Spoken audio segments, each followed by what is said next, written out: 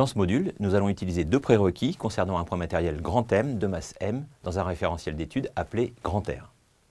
Tout d'abord, la définition de l'énergie cinétique et le théorème de l'énergie cinétique obtenu à partir de la relation fondamentale de la dynamique qui dit que la variation d'énergie cinétique est égale au travail de la résultante de la somme des forces appliquées à M qui, pour des raisons évidentes de linéarité du produit scalaire, est aussi égale à la somme des travaux des forces appliquées à M.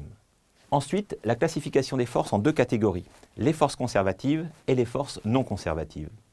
En ce qui concerne les forces conservatives, on sait qu'elles sont associées à une énergie potentielle qu'on appelle grand U, telle que moins d de U est égal au travail élémentaire de ces forces conservatives. D'autre part, les forces non conservatives qui sont simplement associées à un travail delta W de forces non conservatives. Quand on rassemble tous ces éléments, le théorème de l'énergie cinétique peut donc s'écrire d de k égale delta W des forces conservatives plus delta W des forces non conservatives. Comme le delta W des forces conservatives, il s'écrit sous la forme moins d de U, on a d de k égale moins d de U plus delta W des forces non conservatives. Je passe le d de U de l'autre côté, ce qui me donne d de k plus d de U est égal à delta W des forces non conservatives. Et on fait tout entrer dans la différentielle, c'est-à-dire que d de k plus U est égal à delta W des forces non conservatives. Dans la parenthèse, on a fait apparaître la quantité K plus U, qu'on va noter grand E, qui s'appelle l'énergie mécanique du point matériel M. On aboutit à l'écriture très synthétique d de E égale delta W des forces non conservatives, qui est ce qu'on appelle la forme locale du théorème de l'énergie mécanique, et qui n'est rien d'autre que le théorème de l'énergie cinétique écrit d'une autre façon. Cependant, cette forme est très intéressante quant à sa signification.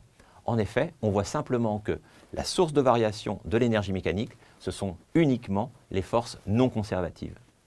C'est aussi une meilleure façon de comprendre le terme de force conservative. En effet, supposons que seules des forces conservatives s'appliquent au point M. Dans ce cas-là, le travail élémentaire des forces non conservatives est nul, delta W de force non conservative égale 0, donc d de E égale 0. L'énergie mécanique d'un point matériel soumis uniquement à des forces conservatives est constante, donc se conserve, d'où leur nom.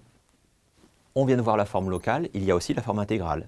Sous forme intégrale, le théorème de l'énergie mécanique va donc s'écrire delta de E égale W des forces non conservatives.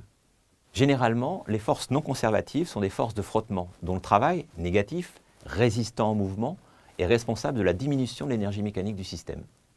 Pour un système conservatif, donc soumis uniquement à des forces conservatives, on peut écrire delta de E égale 0, donc E égale constante.